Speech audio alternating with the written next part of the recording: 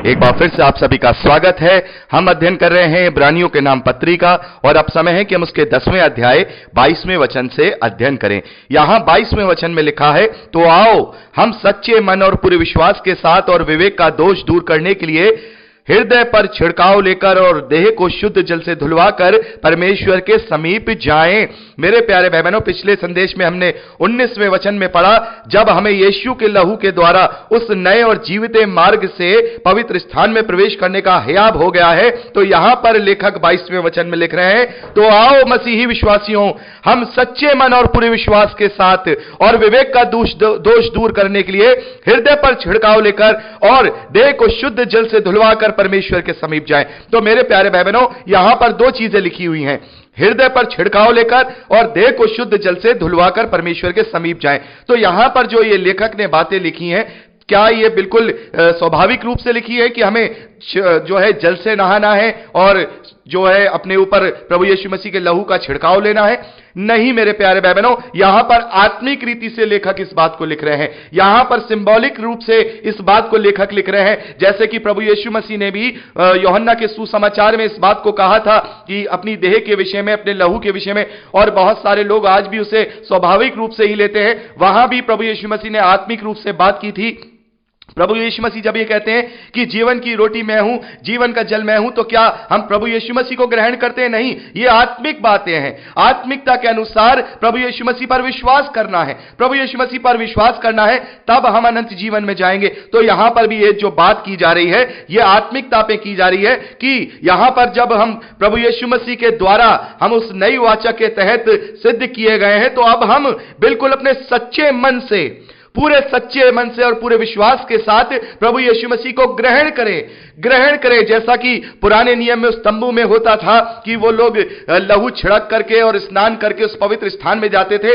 अब हम प्रभु यीशु मसीह पर विश्वास करने के द्वारा सच्चे मन से, सच्चे विश्वास से अपने हृदय पर उस लहू का आत्मिक छिड़काव लेकर के और उस अपनी देह को शुद्ध जल से, जो आत्मिक जल है, उससे धुलवा करके परमेश्वर के उस पवित्र स्थान में जाएं।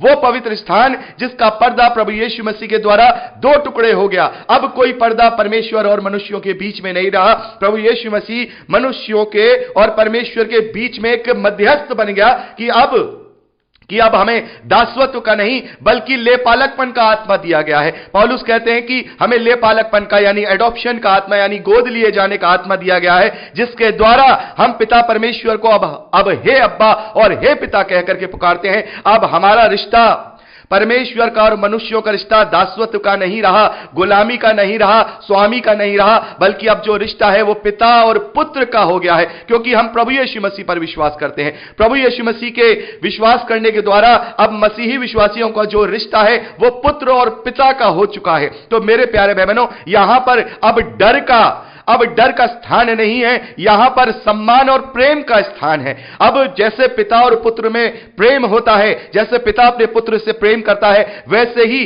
परमेश्वर मुझसे और आपसे बेटे और बेटियों के समान प्रेम करता है। अब वो हमें स्वामी के समान डराता नहीं है, और जो हम अपने प्रेम के द्वारा, जैसे कि जैसे बेटी अपने पिता का सम्मान करती है और पिता होने के नाते उससे भय भी रखती है, वो प्रेम वाला भय हम उसके साथ जीवन को जीते हैं। तो यहां पर बहुत सारे जो विद्वान लोग हैं, बुद्धिमान लोग हैं, वो इस वचन को इस तरीके से कोट करते हैं और वो वहां पर क्या करते हैं, अपनी कलीसियाओं में छोटे छोटे बच्चों का बपतिस्मा देते हैं और वो पानी को क्या करते हैं, छिड़कते हैं, प्रभु यीशु मसीह के लहू की समानता में उसे छिड़कते हैं। तो क्या मेरे प्यारे भाई बहनों, कोई सामान्य जल प्रभु यीशु मसीह के लहू का स्थान ले सकता है? कितनी सोच देखिए एक वचन को लेकर के वो लोग कहते हैं कि नहीं, वचन में लिखा है कि हमें प्रभु यीशु मसीह के लहू का छिड़काव देना है और हम उद्धार पालेंगे, हम सिद्ध हो जाएंगे, परम स्थान में हम प्रवेश कर जाएंगे। लेकिन यहां पर जब हम वचन के कॉन्टेक्स्ट से पढ़ रहे हैं, वचन वाई वचन पढ़ रहे हैं, तो हमें इस वचन की हकीकत का पता है, वचन का संदर्भ हमें पता है, किस संदर्भ में यह बात की जा रही है। इसीलिए कभी एक वचन को लेकर के कभी हमें प्रचार नहीं करना चाहिए, एक वचन को लेकर के हमें अपनी कोई राय नहीं बनानी चाहिए। और वो लोग राय बनाए हुए हैं, छोटे छोटे बच्चों को भी उस जल से छिड़काव देकर के बपतिस्मा देते हैं। तो क्या यह सही है? क्या अब तक हमने जो पढ़ा, ये वचन हमसे ऐसे ही कहता है कि हमें इस प्रकार से बपतिस्मा लेना चाहिए? नहीं, क्योंकि वो चीज अलग है, वो बपतिस्मा अलग है, उसका एक पैटर्न है। जैसे कि प्रभु यीशु मसीह मेरे और आपके पापों के लिए मरा, वैसे ही जैसे पौलुस ने कहा कि हम सब ने प्रभु की मृत्यु का बपतिस्मा लिया है जब हम पानी में डूबते हैं। वो एक सिंबॉलिक रूप होता है कि हमने पुरानी मनुष्य तत्व को, पुरानी सृष्टि को, पुरानी बातों को, पुराने चाल चलन को, पुरानी बुराइयों को प्रभु यीशु मसीह की समानता में दफना दिया। उस पानी के अंदर जो हम डूबते हैं, हमने अपने आप को दफन कर दिया एक कब्र के समान। और जब हम उसमें से उठते हैं, बाहर निकलते हैं, तो यह सिंबॉलिक होता है कि जैसे प्रभु यीशु मसीह मुर्दों में से जी उठा, उसी की समानता में पौलुस कहते हैं हम नई सृष्टि बन करके उठ जाते हैं। तो यह सही पैटर्न होता है। मैं यह भी कहता हूं कि बपतिस्मे से और उद्धार से कोई आपस में संबंध नहीं है। जरूरी नहीं है कि बपतिस्मा होगा तभी उद्धार होगा, या जरूरी नहीं है कि बपतिस्मा नहीं हुआ तो उद्धार नहीं होगा। यह बात हम अच्छी तरह से जानते हैं। यह केवल एक धार्मिकता है जो हमें जीते जी पूरी करनी चाहिए, पूरी करनी चाहिए। इसका उद्धार से कोई लेना देना नहीं है, यह आप अच्छी तरह से जानते हैं। लेकिन यह एक धार्मिकता है, यह एक फिजिकल चिन्ह है जो प्रभु यीशु मसीह पर विश्वास करने वालों को दिया गया है। जैसा मैंने आपको भी बताया था कि परमेश्वर ने जब भी कोई वाचा बांधी है उसका चिन्ह ठहराया है। और यहां जगत के साथ जो ये उत्तम वाचा बांधी गई है प्रभु यीशु मसीह के लहू के द्वारा, तो उसका भी चिन्ह ठहराया है। उसका चिन्ह यह बपतिस्मा है, उसका चिन्ह पवित्र आत्मा है। बपतिस्मा और पवित्र आत्मा प्रभु यीशु मसीह की वाचा का चिन्ह है। यही हमें बयाने के रूप में दिया गया है, एडवांस के रूप में दिया गया है। उस एग्रीमेंट के, उस वाचा के बयाने में हमें यह पवित्र आत्मा दिया गया है। पौलुस कहते हैं कि जितने भी मसीह विश्वासी हैं उन सबको एक ही आत्मा से पिलाया गया, उन सभी पर पवित्र आत्मा का छाप दिया। तो यहां पर 22वें वचन में हम जब पढ़ रहे हैं तो यह आत्मिक रूप से यह बात लिखी जा रही है।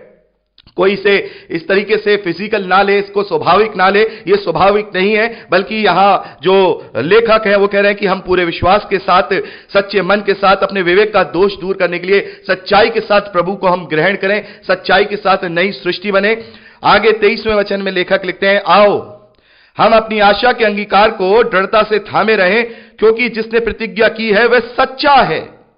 हम अपने आशा के अंगीकार को दृढ़ता से थामे रहें। मेरे प्यारे भाई बहनों, हमारी आशा का अंगीकार, हमने अंगीकार किया है प्रभु यीशु मसीह पर, उस आशा पर विश्वास करके कि हम विश्वास कर रहे हैं हम अनंत जीवन को पाएंगे। प्रभु यीशु मसीह ने कहा यूहन्ना का सुसमाचार उसका 3वां अध्याय उसके 16वें वचन में कि परमेश्वर ने जगत से ऐसा प्रेम रखा कि उसने अपने इकलौते पुत्र को दे दिया कि जो कोई इस पर विश्वास करे वो नाश ना हो परंतु अनंत जीवन पाए। तो मेरे प्यारे भाई बहनों, हम इसी आशा के साथ तो प्रभु यीशु मसीह पर विश्वास करते हैं कि हम अनंत जीवन को पाएं। हमारी आशा यही है कि जब हम प्रभु को अपना उद्धारकर्ता करके ग्रहण करेंगे तो हम अनंत जीवन में उसके साथ वास करेंगे। तो यहां पर इसी प्रकार से लेखक कह रहे हैं, और लेखक कह रहे हैं आओ हम अपनी आशा के अंगीकार को दृढ़ता से थामे रहें। जो आशा का अंगीकार हमने किया था, जैसा कि मैंने आपको बताया था, यह पत्री ऐसे मसीही विश्वासियों को लिखी जा रही है जिनका विश्वास खतरे में है, वो अपने विश्वास को छोड़ने के खतरे में है। तो वहां पर उन्हें, यहां जो लेखक हैं यहां उन्हें प्रेरित कर रहे हैं, यहां पर उन्हें प्रोत्साहित कर रहे हैं कि आओ हम अपनी आशा के अंगीकार को दृढ़ता से थामे रहें, क्योंकि जिसने प्रतिज्ञा की है वह सच्चा है। परमेश्वर ने जो प्रतिज्ञा की है, परमेश्वर सच्चा है। 24वें वचन में, और प्रेम और भले कामों में उकसाने के लिए हम एक दूसरे की चिंता किया करें। हम एक दूसरे की चिंता किया करें। मेरे प्यारे भाई बहनों, जैसे कि प्रभु यीशु मसीह ने हमें आज्ञा दी कि तुम अपने पूरे मन, पूरे प्राण, पूरी बुद्धि के साथ परमेश्वर से प्रेम रखो, और उसकी समानता में दूसरी आज्ञा यह भी दी कि तुम अपने पड़ोसी से अपने समान प्रेम रखो। तो अपने पड़ोसी से अपने समान प्रेम रखना, ये वहां पर मैंने आपको बताया था, ये दोनों आज्ञाएं एक दूसरे से जुड़ी हुई हैं। परमेश्वर से प्रेम रखना और अपने पड़ोसी से प्रेम रखना। तो परमेश्वर से जब हम प्रेम रखते हैं वो हम कैसे प्रकट करेंगे? वो अपने समान अपने पड़ोसी से प्रेम रखे, यानी कि जो हमारे समस्त मानव जाति में जितने भाई बहन हैं, जितने लोग हैं, सबसे जब हम प्यार करेंगे, सबसे हम अपने प्रेम को प्रकट करेंगे, तब हम परमेश्वर से अपने प्रेम को प्रकट कर पाएंगे। और यहां पर यही बात जो है लेखक कह रहे हैं, और प्रेम और भले कामों उकसाने के लिए एक दूसरे की चिंता किया करो। एक दूसरे को उकसाओ, एक दूसरे को प्रेरित करो, एक दूसरे को दृढ़ करो, एक दूसरे को संभालो, एक दूसरे को यह सिखाओ कि हमें प्रेम करना है, खुद भी उस पर चलना है और दूसरों को भी प्रेम और भले कामों के लिए उकसाना है, एक दूसरे की चिंता करना है। 25वें वचन में लिखा है, और एक दूसरे के साथ इकट्ठा होना ना छोड़ो, जैसा कि कितनों की रीति है, पर एक दूसरे को समझाते रहो, और ज्यों ज्यों उस दिन को निकट आते देखो, त्यों त्यों और भी अधिक ये किया करो। मेरे प्यारे बहनों, यहां पर लेखक कह रहे हैं कि एक दूसरे के साथ इकट्ठा होना ना छोड़ो। मेरे प्यारे बहनों, हम देखते हैं कि कितनी बड़ी बड़ी कलीसियाएं आज हम यहां देखते हैं। हिंदुस्तान में, इंडिया में हम बड़ी बड़ी कलीसियाओं को देखते हैं। लाखों की तादाद में, हजारों की तादाद में वहां लोग आते हैं, वहां के वो मेंबर हैं, लेकिन क्या वो इकट्ठा होते हैं? क्या वो इकट्ठा होते हैं? इकट्ठा होने का मतलब क्या है? हकीकत में इकट्ठा होने का मतलब क्या है? क्या बड़ी बड़ी सी भीड़ जमा कर लेना वो इकट्ठा होता है? इकट्ठा होने का मतलब एक मन होना होता है। जैसा कि पौलुस ने हमें सिखाया है, पौलुस हमें बताते हैं कि तुम्हें संगति करनी है, एक दूसरे के हितों का ख्याल रखना है, एक दूसरे की चिंता करनी है, एक दूसरे का तुम्हें सुधि लेनी है। तो इकट्ठा होने का मतलब यहां जो लेखक हैं वो यही कह रहे हैं कि इकट्ठा होना ना छोड़ो, एक मन होना ना छोड़ो, एक चित्त होना ना छोड़ो, एक साथ एक जगह इकट्ठा रहो, एक दूसरे को वचन से दृढ़ करो, एक दूसरे को आत्मिकता में बढ़ाओ, एक दूसरे को विश्वास में बढ़ाओ। यदि किसी ने कोई गलती की है तो उसे आईना दिखाओ, उसे वचन से समझाओ। यदि कोई नहीं मानता है तो वचन से उसे निरत्तर करो, एक दूसरे की आत्मिक उन्नति करो। तो यहां हम देखते हैं बड़ी बड़ी कलीसियाएं हैं, वहां पर तो वो केवल उस पास्टर के लिए या फिर उस कलीसिया के लिए जमा होते हैं, या फिर इसलिए जमा होते हैं कि भाई हम इस चर्च के मेंबर हैं तो हमें आना ही जरूरी है, क्योंकि पास्टर साहब ने तो ये अनाउंस कर दिया है यदि एक महीने में 2 चर्च अटेंड नहीं किए तो फिर आपकी मेंबरशिप खतरे में है। तो भाई मेंबरशिप खतरे में है इसलिए हम आ जाते हैं। बगल की सीट में कौन बैठा है जानते नहीं, आगे की सीट पे कौन बैठा है पहचानते नहीं, पीछे कौन बैठा है हमें कोई मतलब नहीं। तो ये कौन सा इकट्ठा होना हुआ? ये कौन सा इकट्ठा होना हुआ? ये तो केवल टाइम पास हुआ, क्योंकि जब आप एक दूसरे से मिल ही नहीं रहे हैं, एक संडे वो आते हैं, दूसरे संडे वो नहीं आते, तीसरे संडे वो नहीं आते, हम एक दूसरे को जानते ही नहीं है, महीनों महीनों एक दूसरे से मिलते हैं, किसी से हेलो हाय नहीं करते, एक दूसरे का नाम नहीं जानते, तो एक दूसरे की सुधि कहां से ले लेंगे? तो बड़ी कलीसियाएं होना कोई बुरी बात नहीं है, लेकिन इकट्ठा होने का मतलब भी तो समझे। इकट्ठा होने का मतलब क्या है? यहां पर लेखक कह रहे हैं कि हम प्रेम में एक दूसरे को, भले कामों में एक दूसरे को उकसाने के लिए एक दूसरे की चिंता किया करें और एक दूसरे के साथ इकट्ठा होना ना छोड़ें, जैसा कि कितनों की रीति है। बहुत सारे लोगों की वहां पर ऐसी रीति थी कि वो लोग इकट्ठा नहीं होते थे या उन्होंने इकट्ठा होना छोड़ दिया था। यहां पर लेखक कह रहे हैं एक दूसरे को समझाते रहो, इकट्ठे होकर के ही तो एक दूसरे को समझाओगे, एक दूसरे को समझाओगे, उन्हें वचन में बढ़ाओगे, उनकी सुधि लोगे, एक दूसरे को समझाते रहो। और यहां पर लेखक कह रहे हैं और ज्यों ज्यों उस दिन को निकट आते देखो और त्यों त्यों और भी अधिक ये किया करो। तो मेरे प्यारे भाई बहनों, हमें सच्ची संगति की जरूरत है। वो संगति हम चर्चिस में, कलीसियाओं में अगर हम पाना चाहते हैं तो हमें एक दूसरे को जानना होगा, हमें वहां पर एक दूसरे को पहचानना होगा, वहां पर हमें एक दूसरे की सुधि लेना होगा। और ये काम किसका है? ये पास्टरेट जो मैनेजमेंट है ये उसका है कि वो लोगों को एक दूसरे के साथ मेल मिलाप कराए, वो लोगों को एक दूसरे के साथ अच्छी संगति कराए। यदि अगर बड़ी कलीसिया है तो ग्रुप्स में डिवाइड कर करके 50-50, 60-60 लोगों की संगति करे। और अगर चर्चिस में इतना बड़ा चर्च है और वहां पर कलीसिया एक दूसरे से नहीं मिल पा रही है, कलीसिया एक दूसरे को समय नहीं दे पा रही है, तो ये पास्टरेट कमेटी का और जो पास्टर है वो मैनेजमेंट, उनका ये कर्तव्य है, उनकी ये जिम्मेदारी है कि वो घर घर जाकर के वो मीटिंग्स लें, वो घर घर जाकर के वहां के जो आसपास के लोग हैं उन्हें बुलाएं।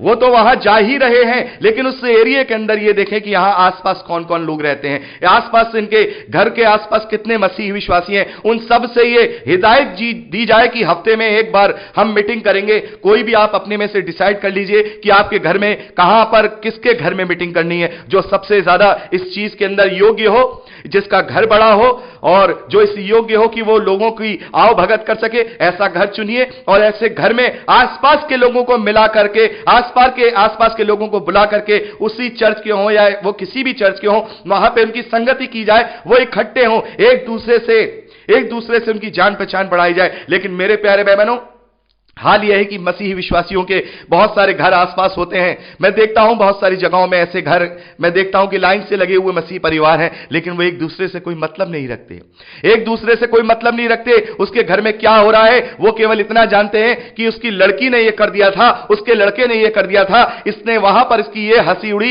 इसके वहां पर ये बुराई हुई, इसके अलावा उस घर में क्या चल रहा है, कोई तकलीफ तो नहीं है, कोई परेशानी तो नहीं है, कोई टेंशन तो नहीं है, जाकर के कंधे पे हाथ रखने वाला कोई नहीं है। बल्कि पीठ पीछे हंसी उड़ाने वाले हैं। अच्छा है, बड़ा बढ़िया है, ये तो इसी लायक था, इसको इसी लायक था, दोष लगा दिया, दोष लगा दिया।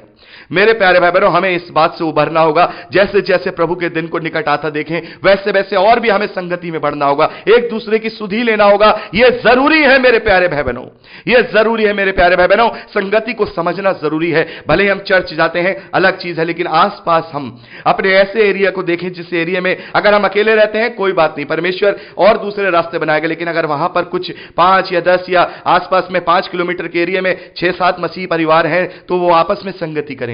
यदि उनके चर्च का पास्टर वहां नहीं आ पाते हैं, तो फिर वो आपस में ही संगति करें, आपस में ही वचन से एक दूसरे को बढ़ाएं। जो उसमें सीखे हुए हैं, जो जानने वाले हैं, वो एक दूसरे को आपस में ही वचन की संगति करके एक दूसरे को संभालें, और खास तौर पे अपने हर एक दूसरे के हितों का ख्याल रखें, एक दूसरे की चिंता करें, एक दूसरे की सुधि लिया करें। तो मेरे प्यारे भाई बहनों, यहां पर हमने 25वें वचन तक का अध्ययन किया और 26वें वचन से आगे का अध्ययन हम अगली रिकॉर्डिंग में करेंगे। प्रभु आपको आशीष दे।